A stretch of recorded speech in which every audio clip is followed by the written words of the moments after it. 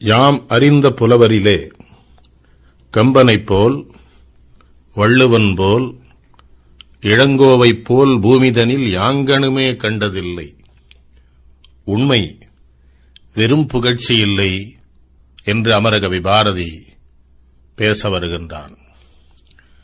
யாம் அறிந்த புலவரிலே என்று சொன்ன பாரதி கம்பனை முதலில் வைத்து, வள்ளுவனை இரண்டாவது வைத்து, மூன்றாவது இடத்திலே இளங்கோவை வைக்கின்றானே என்கின்ற ஒரு கேள்வி எழக்கூடும். ஆனால் பாரதி இரண்டு புறமும் கம்பனையும் இளங்கோவையும் வைத்து நடுவிலே வள்ளுவனை வைத்ததற்கான காரணம், வள்ளுவனை தொட்டு, வள்ளுவனை சார்ந்து, வள்ளுவனின் வழியிலே நின்று பாடியவன் கம்பன் என்பதனாலேயும், வள்ளுவனின் வழித்தோன்றலைப் போன்றே சிலம்பிலே பல இடங்களிலே குறட்பாக்களை எடுத்தாண்ட காரணத்தினால் இளங்கோவடிகளையும் இரண்டு புறம் நிறுத்தி நடுவிலே வள்ளுவனை நிறுத்தி பாடுகின்றான் பாரதி. இதிலே ஒரு கேள்வி எழுந்த பொழுது நான் அதற்கு சொன்ன பதில், தமிழர்களின் கையிலே இருக்கிற தராசில் இரண்டு புறமும் தட்டுக்களாக கம்பனும் இளங்கோவும் இருக்க, நடுவிலே முள்ளாக வள்ளுவன் இருப்பதனாலேதான் பாரதி அவனை நடுவிலே நிறுத்தி இருவரையும் இருபுறம் வைத்து பார்க்கின்றான் என்று நான் அதற்கு பதிலை சிந்தித்தேன். அப்படிச் சிறந்த வள்ளுவன் உலகத்தில் எந்த காலத்திலேயும், எந்த நேரத்திலேயும், எந்த இனத்தவரும், எந்த மதத்தவரும், எந்த மொழி பேசுகிறவரும் தங்கள் வாழ்நாளில், இல்லை அரசியல் வாழ்க்கையில், அதைவிட சிறப்பாக காதல் வாழ்க்கையில் ஏற்படுகிற சந்தேகங்களை கூட கேட்டவுடன் பதில் தருகிற ஒரு மிகப்பெரிய அறிஞனாக வள்ளுவன் நம் முன்னாலே நிற்கின்றான். எந்த கேள்விக்கும் அவனிடம் பதில் உண்டு. அவனிடம் பதில் இல்லாத கேள்விகளை நம்மாலேயே தயாரிக்க முடியாது என்கிற அளவுக்கு மிகச்சிறந்த அறிஞர் பெருமகனாக வள்ளுவன் நிற்கிறான். வள்ளுவனை குறித்து ஒரு சிந்தனையை இதுவரை நம்முடைய பெரியவர்கள், பேராசிரியர்கள் சொல்லி வந்திருக்கிறார்கள். அவன் எந்த இடத்திலேயும் தன்னுடைய மதத்தை, இனத்தை, மொழியை பேசியவன் இல்லை என்று சொல்லுகின்றார்கள். ஆனால் என்னுடைய சிந்தனை, தமிழனாக பிறந்த எந்த அறிஞனும், தமிழை தாய்மொழியாக கொண்ட எந்த மனிதனும் எந்த இடத்திலாவது தன்னுடைய தாய்மொழியை சொல்லியே தீர்வான் என்பதிலே எனக்கு சந்தேகம் இல்லை. அப்படி இருக்கையில் வள்ளுவப் பேராசான் எப்படி தாய்மொழியாம் தமிழ் மொழி பற்றி பேசாமல் இருந்திருப்பான் என்கிற சிந்தனை என்னுள்ளே எழுந்தது. அப்பொழுதுதான் எனக்கு தெரிய வந்தது, மொழி குறித்து வள்ளுவன் பேசுகிறான். நான் தமிழை தாய்மொழியாக கொண்டவன் என்று வள்ளுவன் தன்னை இனம் காட்டிக் கொள்ளுகிறான். அப்படி எந்த குறளிலே இனம் காட்டுகிறான் என்கின்ற கேள்வி எழுகிற பொழுது, முதல் குறளிலேயே அகர முதல எழுத்தெல்லாம் ஆதிபகவன் முதற்றே உலகு என்று முதற்குறளிலே வள்ளுவன் பேசுகிறான். அதிலே யாருக்கு யாரை ஓமையாக்குகிறான் வள்ளுவன் என்று சிந்தித்து பார்க்க கடமைப்பட்டிருக்கிறோம். எப்படி எழுத்துக்களுக்கெல்லாம் முதல் எழுத்து அகரமோ, அதுபோன்று உலகத்திற்கெல்லாம் முதன்மையானவன் இறைவன் என்று வள்ளுவன் சொல்லுகிறான். அப்படி எழுத்துக்களுக்கெல்லாம் முதன்மை அகரம் என்பது தமிழ் மொழியின் முதல் எழுத்தான அகரத்தை சுட்டுகின்றான் வள்ளுவன். சுட்டுகின்ற அடுத்த நேரத்திலேயே வள்ளுவன் என்ன சொல்லுகிறான், என்னுடைய தாய்மொழியாம் தமிழ் மொழியின் முதல் எழுத்து அகரம் என்பது எப்படியோ அப்படி அந்த அகரத்தை போன்றவன் இறைவன், அவன் உலகத்திற்கு முதன்மையானவன் என்று சொன்னால், தமிழ் மொழிக்கு இறைவனை ஓமையாக்கி தருகிறான் வள்ளுவன் என்று சொல்லுகிற பொழுது, மொழி குறித்து வள்ளுவன் பேசவில்லை என்று சொல்வதிலே எந்தவித நியாயமும் இருப்பதாக எனக்கு படவில்லை. ஆக முதல் குறளிலேயே தமிழ் மொழிதான் தன்னுடைய தாய்மொழி என்பதனை மிக தெளிவாக சொல்லுகிற வள்ளுவன் தன்னுடைய தாய்மொழிக்கு இறைவனையே ஓமையாக்கி காட்டுகிறான் என்று நம்மால் பெருமைப்பட முடிகிறது. அவனின் மிகச்சிறந்த எண்ணம் இன்று உலகம் முழுவதும் ஆர்ப்பாட்டங்களும் போர்ப்பாட்டுகளுமாக இருக்கின்றன. இந்த உலகத்திற்கு அவன் சொன்னது, அன்பின் வழியது உயிர்நிலை. அன்பின் வழியது உயிர்நிலை என்கிற பொழுது உயிரோடு இருக்கிற எல்லா உயிர்களுக்கும் அடிப்படை அன்புதான் என்று தெளிவுபட சொல்லுகிறான். அந்த அன்பின் வழியது உயிர்நிலை என்று வாழாதவர்கள் யாராக இருந்தாலும், அவர்கள் மன்னர்களாக இருந்தாலும், மடத்தின் தலைவர்களாக இருந்தாலும், சமயத் தலைவர்களாக இருந்தாலும், அரசியல் தலைவர்களாக இருந்தாலும், அவர்கள் வாழ்க்கை என்ன பேசுகிறான்? அன்பின் வழியது உயிர்நிலை, மற்றெவ்வுயிருக்கும் என்பதோல் போர்த்த உடம்பு. அந்த அன்பு இல்லாமல் இருப்பவர்கள் எத்தனை பெரிய பதவியில் இருந்தாலும், எந்த இடத்திலே இருந்தாலும், எந்த மதத்திலே இருந்தாலும், எந்த இனத்திலே பிறந்திருந்தாலும், எந்த மொழி பேசுகிறவராக இருந்தாலும், அன்பு இல்லை என்றால் அவர்கள் வெறும் உடம்பு உடையவர்களை ஒழிய உயிர் இருந்தும் உயிரற்ற சவங்கள் என்று அவர்களை மிக கடுமையாக சாடுகிறான் வள்ளுவன். அந்த வள்ளுவனின் வழியிலே இன்றைக்கு உலகம் நடைபெற்றுக் கொண்டிருக்கும் என்று சொன்னால் எங்கேயும் போட்டி இருக்காது, பொறாமை இருக்காது, சச்சரவுகள் இருக்காது, சண்டை இருக்காது, எல்லை தகராறுகள் இருக்காது, இரத்த சேதங்கள் இருக்காது. மனிதர்கள் மனிதர்களாக வாழ்ந்து கொண்டிருப்பார்கள். அதனாலேதான் வருத்தப்பட்டு சொல்லுகிறான், உயிரோடு இருக்கிற ஒரு மனித உடம்பல்ல, எல்லா உயிரும் அன்பின் வழியில இருக்க வேண்டும். இல்லை என்றால் அது செத்த உடம்பு. அவனுக்கு என்னவோ இந்த மனித இனத்தின் மீது, மனித இனத்திலே பிறந்து மனிதர்களாக வாழாதவர்கள் மீது அவனுக்கு வருகிற கோபம் இருக்கிறதே, மிகவும் அதிகமான கோபம் சொன்ன. அடுத்து சொல்லுகிறார், சரி, துறவின் மீது உங்களுக்கு ஏன் சாமி இத்தனை கோபம், ஏன் அதனை இப்படி சொல்லுகிறீர்கள் என்று நாம் கேட்டால் அவர் சொல்லுகிறார், அது இயல்புக்கு புறம்பானது என்கிறார். அது என்ன இயல்புக்கு புறம்பு என்கிறீர்களே, எனக்கு புரியவில்லையே என்றால், இறைவன் மனித குலத்தை படைத்ததே மனிதகுலம் ஒன்றுக்கொன்று மேற்கொண்டு பெருகி இவர்கள் வாழ்வதற்காகத்தான். ஆண் என்றும் பெண் என்றும் இத்தனை உருவ அமைப்புகளிலேயும் இறைவன் படைத்திருக்கிற பொழுது அதுதான் இயல்பானது என்கிறார். அப்ப இயல்பான வாழ்க்கை என்பது இல்லற வாழ்க்கை ஒன்றுதான். அது வள்ளுவருடைய முடிவு. அதனால்தான் துறவரத்தை பற்றி பேசுகிற பொழுதுதான் துறவரத்தை புகழ்வது போல, புகழ்ந்து இகழ்வது போல நமக்கு தோன்றும். அப்படி என்றால் துறவை விட எது சிறந்தன? இயல்பினான் இல்வாழ்வான் என்பான். அப்ப இல்வாழ்வான் என்பவன் யார்? அவன் இயல்பான வாழ்க்கையை வாழ்வதனாலே முயல்வாருள் எல்லாம் தலை. அதனை விட்டுவிட்டு மற்ற துறவர வழிகளில் அவற்றிலே நாங்கள் வெற்றி பெறப் போகிறோம் என்று முயன்று பார்க்கிறார்கள். அவர்கள் அத்தனை பேரையும் விட பெரியவன் யார் என்றால் இல்வாழ்பவன்.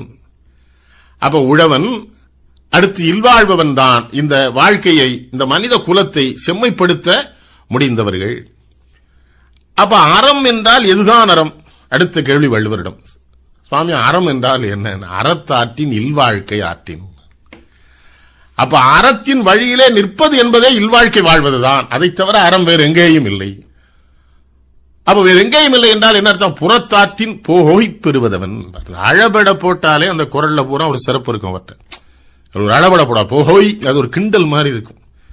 மற்ற வழிகளிலே போவதனால் இவன் பெறப்போவது என்ன என்கிற கிண்டலுக்கு அந்த போயின்னு ஒன்று போட்டு விடுவார். என்னடா வாங்கிடுவான் அவன், சாமியாரா போய் அதா போய் இதா போய் எதுக்கு போனாலும். அது ஒரு சின்ன விஷயம் இருக்கிறது. துறவரம் பூண்டவர்களுக்கு சங்கடம் பாருங்கள். சொந்த தாய் கூட மடத்திலே இரவு தங்கினால் ஊரிலே பழி பேசி விடுவார்கள். இல்வாழ்வான் என்பவனுக்கு அந்த துன்பம் எல்லாம் கிடையாது. அவன் வீட்டிற்கு எத்தனை உறவினர்கள் வரலாம், எத்தனை பெண்களும் வரலாம், ஆண்கள் வரலாம், தங்கலாம், சாப்பிடலாம், போகலாம். ஆனால் அது என்னது? இயல்பினான் இல்வாழ்வான் என்பான். சரி, அப்ப இயல்பினால் இல்வாழ்கிறவன் யாராக இருக்க வேண்டும்? உலக மனித குலத்திற்கு உதவுகிறவனாக, சுற்றத்திற்கு தென்புலத்தார் தெய்வம் விருந்து ஒக்கல் என்னும் ஐம்புலத்தாரை ஓம்புகிறவனாக. அவன் இல்லைன்னா இந்த கேள்வியை கேட்டு நான் போயிட்டேன். அப்புறம் திரும்ப ஒரு 4 நாள் கழிச்சு அவரை பார்க்க போனேன். அப்ப அவர் உட்கார்ந்து எழுதிட்டு இருக்கிறார். கேட்ட, சாமி என்ன எழுதுறீங்கன்னு. இந்த ஊர்ல இறந்து போன வேலையெல்லாம் பட்டியல் எடுத்துட்டு இருக்கேன். அப்ப நான் சொன்னேன், அது மாநகராட்சி வேலையாச்சு, அரசாங்க வேலையாச்சு, நீங்கள் எதற்காக இறந்து போனவர்கள் பட்டியலை எடுக்கிறீர்கள்? அப்ப வள்ளுவர் சொன்னாரு, மாநகராட்சி இதை சரியா பண்ணலடா, அதனாலதான் நான் பண்றேன் இந்த பட்டியல். எழுதி முடிச்சு பட்டியலை வாங்கி பார்த்தோம்னா அதுல உயிரோடு இருக்கவன் பூரா ஊர்ல இருக்கிற பெரிய மனுஷன் 10 பேர். எனக்கு கொஞ்சம் சங்கடமாச்சு. சாமி, என்ன 10 பேரும் உயிரோடு இருக்கிறான், ஊர்ல இருக்கிறான், பெரிய பெரிய பொறுப்புல இருக்கிறான், உலகம் பூரா அவனை போட்டுது, அவனுக்கு மாலை போடுது, கும்பிடுது, இவன் போய் செத்துட்டான் எழுதி வச்சிருக்கீங்களே என்ன சாமின்னு கேட்டா சிரிக்கிறார். அவன் செத்தது தெரியாமல் உயிரோடு இருக்கிறார்கள் இவர்கள்ங்கிறார். அவருக்கு 2 விதமா அதை கிண்டல் அடிக்கிறார். தான் செத்தது தானே தெரியாமல் உயிர் வாழ்கிறான் இவன் அத்தனை பேரும் செத்த பிணம் என்று தெரியாமல் இந்த மக்களும் இவர்களை போற்றித் திரிகிறார்கள். சாமி என்னதுன்னு கேட்டப்ப 2 பக்கமும் தப்பு இருக்கா? செத்த பயலுக்கும் தான் செத்தது தெரியல, ஊருக்கார பயலுக்கும் தெரியலன்னா சாமி ஒன்னும் நியாயமா தெரியல நீங்க சொல்ல. இல்லடா, இந்த ஊரில் இருக்கிற மக்கள் அத்தனை பேரிடையும் சுரண்டி சேர்த்த செல்வத்தை இந்த ஊருக்கும் ஊர் மக்களுக்கும் சமூகத்திற்கும் செலவழிக்காத ஒப்புரவு உணர்வு இல்லாதவனாக வாழுகிறானே, இப்படி வாழுகிறவன் உயிரோடு இருந்தாலும் செத்தவன் ஒத்தது அறிவான் உயிர் வாழ்வான். அப்ப மற்ற யாருன்னு கேட்டா என்ன சொல்றார்? செத்தாருள் வைக்கப்படும். சாமி இது என்ன பண்ணணும்? இவங்கெல்லாம் இறந்து போயிட்டாங்கன்னு எழுதி வச்சிருந்தா ஊர் பூரா தட்டி போடு வைக்கணுங்கிறார். இவர்கள் எல்லாம் இறந்தவர்கள், இதை பொதுமக்கள் அறிவீர்களாக யாராவது சொல்லியிருக்கானா இதுக்கு முன்னால உலகத்துல? அது எவ்வளவு தெளிவா சொல்றாரு. இவர்கள் செத்தாருள் வைக்கப்படும். எது என்புதோல் ஒருத்த உடம்புனார்ல, அங்க அதை திரும்ப சொல்றாரு. அது எப்படி வெறும் உடம்போ அதுபோல இதோ உடம்பு. இவன் சவக்கடங்கள் இல்லே ஒழிய உயிரோடு சமமாக நடந்து கொண்டிருக்கிறான். நடைப்பிணம்னு சொல்லுவாங்கல்ல, எப்படி சொல்லியிருக்கிறார் அவர். எனக்கு தமிழ்நாட்டில் இருக்கிற இளைஞரிடம் என்னுடைய வேண்டுகோள், நீ வேற எந்த மொழியிலையும் போய் இவனை போல் ஒரு அறிஞனை தேடி பெறவே முடியாது. இவனை மட்டுமே நம்பி நீங்கள் இறுதி நாள் வரை வாழ முடியும். அவன்கிட்ட கேள்வி கேட்கலாம், அவ்வளவு கேள்விக்கும் பதில் சொல்லும். எனக்கு இன்னொரு நாள் பார்க்கிறேன், ஒரு தாய், அவளுக்கு 2 மகன். ஒரு மகன் ரொம்ப நல்லா வாழ்றார், இன்னொரு மகன் வாழ்க்கையில் பல தவறுகளை செய்து வீணா போயிட்டார். கோவில் வாசல்ல பிச்சை எடுத்துட்டு இருக்கிறார். தாய் எங்க வர்றாங்க, பெற்ற தாய் அவங்க வர்றாங்க. அந்த மகனை திரும்பியே பார்க்காம கோயிலுக்குள்ள போயிட்டு போறாங்க. நமக்கு மனசுல வருத்தம் வருது. ஒரு பெற்ற தாய் தன்னுடைய பிள்ளை பிச்சை எடுக்கிற நிலையில கோவில் வாசல் இருக்கிற பொழுது கோவில போய் அவர் கடவுளை கும்பிடுகிறார் என்றால் எனக்கு அந்த தாய் மேலே, தாய்மையின் மீதே மதிப்பில்லை. ஏமா அந்த அம்மா அப்படி பண்றாங்க, எனக்கு ரொம்ப சங்கடம். பின்தொடர்ந்து போனேன். போய் அந்த தாயிடம் கேட்டேன், உங்க பிள்ளை தானே இவர் பிச்சை எடுத்துருக்கிறார், பார்த்துட்டு போறீங்க, நீங்க வசதியா இருக்கிறீங்களே, என்ன காரணமான்னு கேட்டா அந்த அம்மா சொல்லுது, என் பிள்ளைன்னு யார் சொன்னான்னு கேக்குது. என்னன்னு, என் பிள்ளையா இருந்தா அவன் இந்த தவறெல்லாம் பண்ணிருக்க மாட்டானே. என்னமா அப்படி என்னமா பண்ணிட்டான்? சூதாடுனா, கள்ளு குடிச்சான், வரைவின் மகளிரோடு தொடர்பு கொண்டான், வாழ்க்கையில் ஒரு மனிதன் செய்யத்தகாத எல்லா தவறுகளும் செய்துதான் இவனுக்கு அந்த வறுமை வந்திருக்கிறது. அப்ப அந்த தாய் என்ன சொல்லுது, என் பையன் வறுமையிலே வாடினான் என்றால் அந்த வறுமையில் வாடுகிற என் மகனை காப்பாற்றுவது என்னுடைய கடமை, நான் காப்பாற்றுவேன். ஆனால் அந்த வறுமை கூட நேர்மையான வழிகளிலே வந்திருக்கும் என்று சொன்னார். இவன் பள்ளிக்கூடம் கட்டி கஷ்டப்படுறான்னு வச்சுக்கோங்க, இவனுக்கு நான் உதவணும். ஏழை எளிய மக்களுக்கு உணவளிக்குவதற்கு உதவி செய்து இவன் சொத்தை இழந்து விட்டான், நான் அவனுக்கு உதவுவேன். இல்ல கண்ணற்ற, திக்கற்ற, திசையற்ற உயிர்களுக்கு உதவுவதற்காக அநாத இல்லங்களை திறந்து அதிலே தன்னுடைய பணத்தை எல்லாம் செலவழித்தவன் வீணானான் என்றால் இன்னும் அள்ளி அள்ளி கொடுப்பேன். ஆனால் இவன் சூதிலேயும், கள்ளிலேயும், வரைவின் மகளிலேயும், சமூக ஒழுக்கத்திற்கு புறம்பான அத்தனை செயல்களிலேயும் தன்னுடைய செல்வத்தை இழந்திருக்கிறான். அதனாலதான் அவனை என் மகன் சொல்லவே வெக்கப்படுறேன். என் வயிற்றில் பிறந்ததை தவிர வேறு எந்த வழியிலும் அவன் என் மகன் இல்லை என்கிறார். இந்த கருத்தை எனக்கு சொன்னது என் தந்தை வள்ளுவன். என்ன சொல்லுகிறான், வறுமை கூட வரலாமடா, ஆனால் அந்த வறுமையும் நேர்மையான வழிகளிலே வந்த வறுமையாக இருந்தால் தான் நீ மனிதனாக மதிக்கப்படுவாய். இல்லன்னா என்ன ஆகுங்க? அவரே சொல்றாரு, எந்த தாய் எந்த சூழலிலே மகனை கைவிட மாட்டாளோ அந்த தாயை கைவிட்டு விடுவாள். எதுல? அறஞ்சாரா நல்குறவு. உனக்கு வந்த வறுமை அறத்திற்கு புறம்பான வழிகளில் அந்த வறுமை வந்திருந்தால் இந்த தாயாலும் பிறன் போல நோக்கப்படும். பெத்த தாய் அவனை மகங்க மாட்டா, திரும்பி பார்க்காம போயிட்டே. இது வேற யார் சொல்லிருக்க முடியும்? வறுமை வரலாமா? ஆனா அந்த வறுமை கூட எவ்வளவு உயர்ந்த மனிதர், வறுமை கூட நேர்மையான நாணயமான ஒழுக்கமான வழிகளில் வறுமை வரும் என்று சொன்னால் அந்த வறுமையை தாய் ஏற்றுக்கொள்வாள். அறம் சாராத வறுமை என்றால் பெற்ற தாய் கூட உன்னை பிறன் போல நோக்குவாள் என்றால் சமூகத்தில் பெரியவர்கள் என்கிற பொறுப்பிலே செல்வந்தர்களாக வாழுகிறவர்கள் வாழ்க்கைக்கல்லவா கேள்வி வைக்கிறார் வள்ளுவர். உன் வாழ்க்கை சரியான வாழ்க்கையா என்று.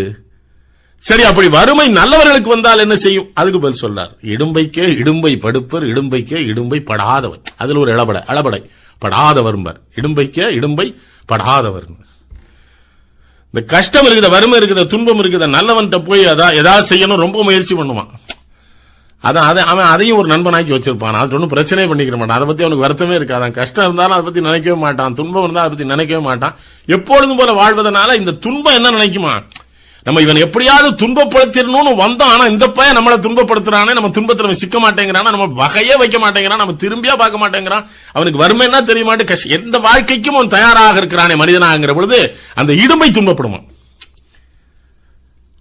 எது இவனை துன்பப்படுத்த வந்ததோ அது இவனுடைய நேர்மை, நாணயம், ஒழுக்கம், எதிலேயும் ஆசையின்மை, இந்த வாழ்க்கை வாழ்ந்தால் போதும் என்கிற தெளிவான வாழ்க்கையில வாழுகிற பொழுது அது இவன்ட்டு வந்து மாட்டிக்கிறோங்கிறான். அது எப்படி சொல்றாரு, நல்லார் கட்டப்பட்ட வறுமையின் இன்னாதே கல்லார் கட்பட்ட திருங்கிறார். அது நல்லார் கட்பட்டங்கிறது அகப்பட்டன்னு சொல்லணும். நல்லவன் கையில் அகப்பட்டுக்கிட்ட வறுமையை விட தீயவன் கையில் அகப்பட்டுக்கிட்ட செல்வம் மோசம். மோசமான பேட்ட செல்வம் வந்து அண்ணா ஊர்ல போல தீ வச்சிருவான். ரொம்ப ஒரு ஊர்ல தண்ணியே இல்ல, ஊர்ல இல்லாம ஜனங்களும் குடிதண்ணி இல்லாம கஷ்டப்படுறாங்க. ஒரு அயோக்கியம் வீட்டுல கிணத்துல குடிதண்ணி நல்லா இருக்குன்னு வைங்களேன், எடுக்க விடுவானா? மாட்டான். சரி, இந்த மடையில அதை விட்டு வாழை கிளைக்கு பாய்ச்சறதுக்கு இறைப்பானா, அதுல எடுக்க போனா என்ன பண்ணுவான்? சாணியை கரைச்சி ஊத்திடுவான். அது கல்லார்கட்பட்ட திருங்கிறான். எப்படி வறுமை நல்லவர்களை மாட்டிக்கொண்டு முடிக்குமோ அதுபோல திரு என்ன பண்ணுமா? அயோக்கியன் போய் மாட்ட அது ரொம்ப சங்கடப்படுமா? என்ன யாராவது விடுதலை வாங்கி கொடுங்க, இவன்ட்ட மாட்டிக்கிட்டு இருக்கேன், எனக்கு பெரிய அபமரியா. 1.25 அடிக்குள்ள எத்தனை செய்தி, எத்தனை விதமான செய்தியை அவர் சொல்றார்.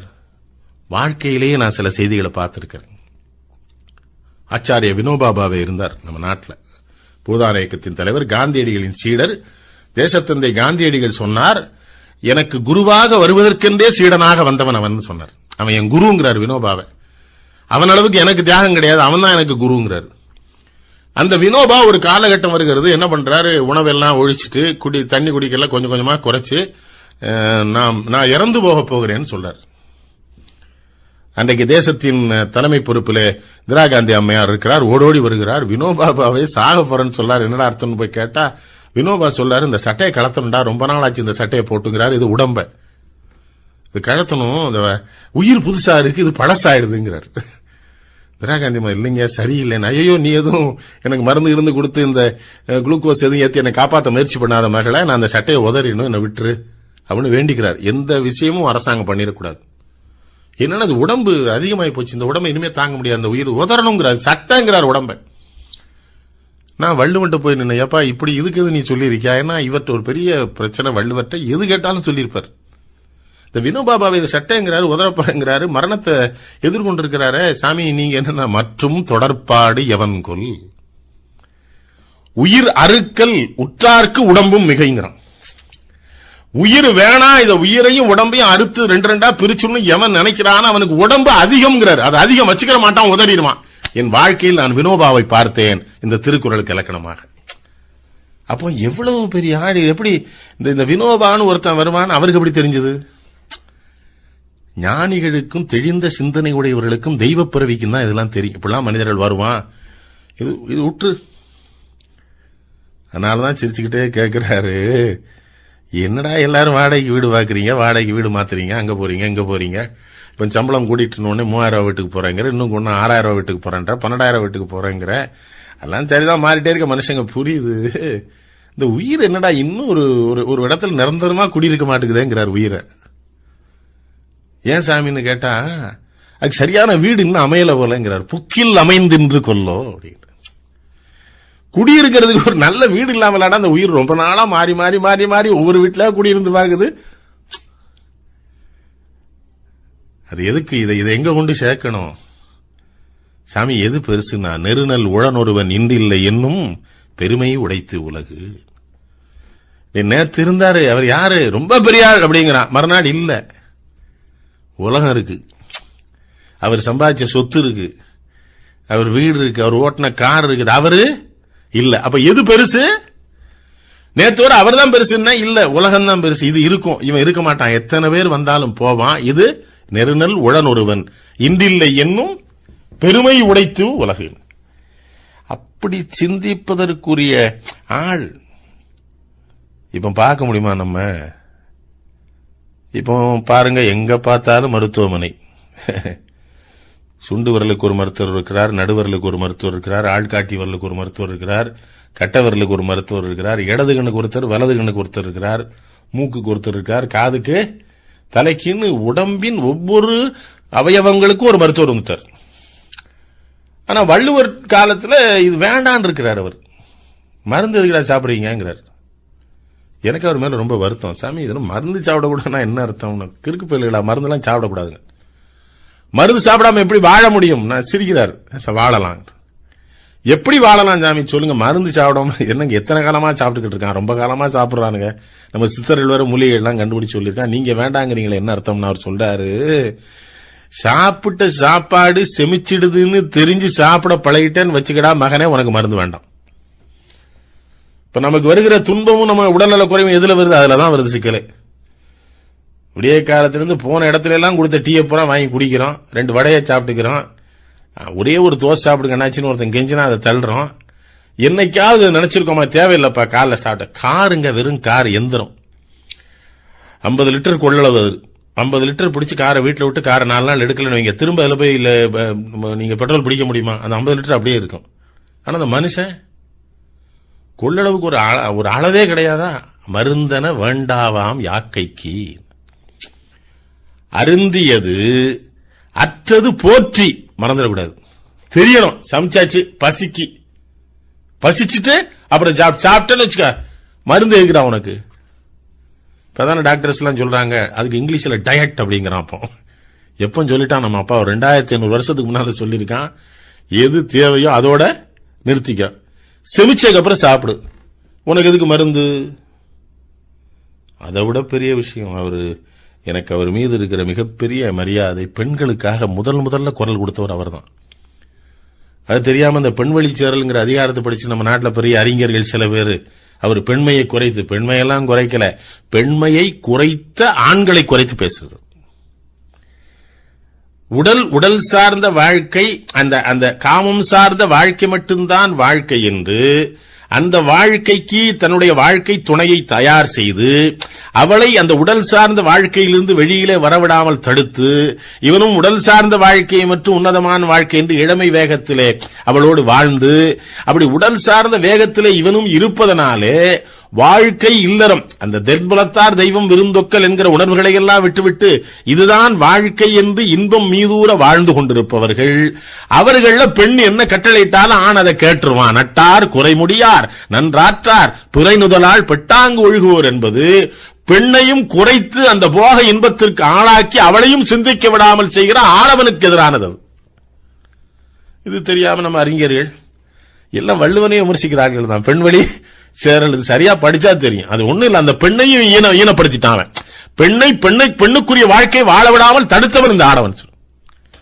அப்ப சொல்லியிருக்கிறார், இப்ப சொல்றான்ல பொம்பளை பிள்ளைய பத்திரமா வளருங்கிறான்.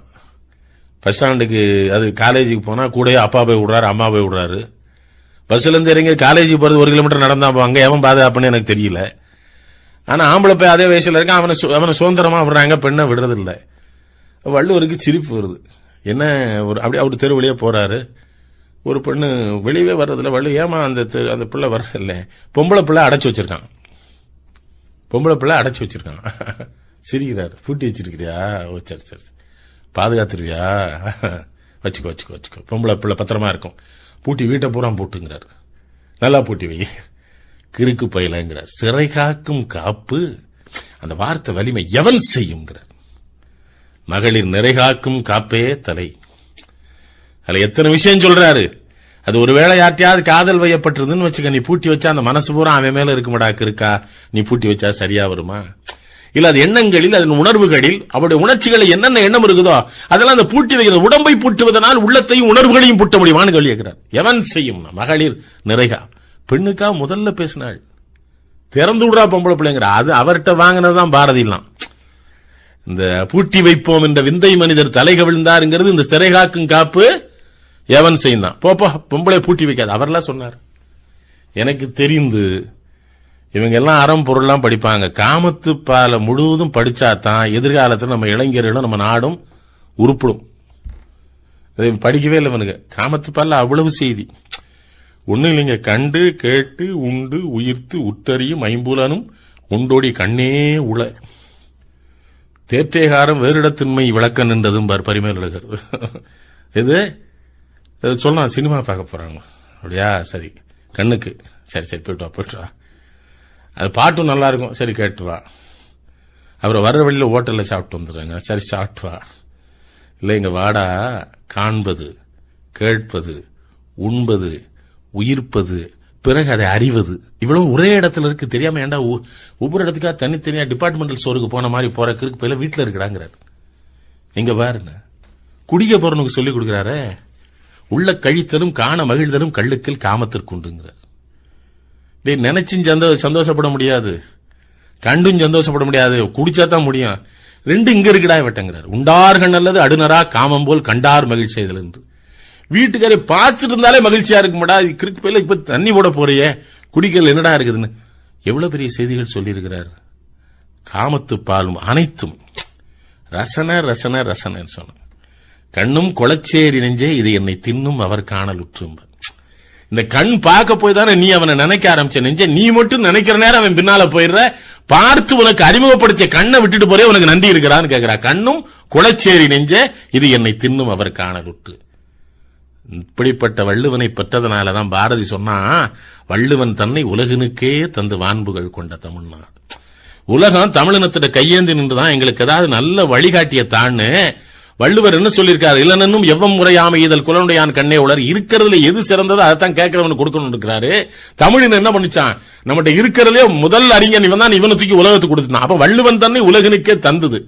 அப்ப வையத்துள் வாழ்வாங்கு வாழ்பவர் வானுலகின் தெய்வத்து உழைக்கப்படும். உலகத்துக்கே கொடுத்த வானத்துக்கு போயிருவான்ல.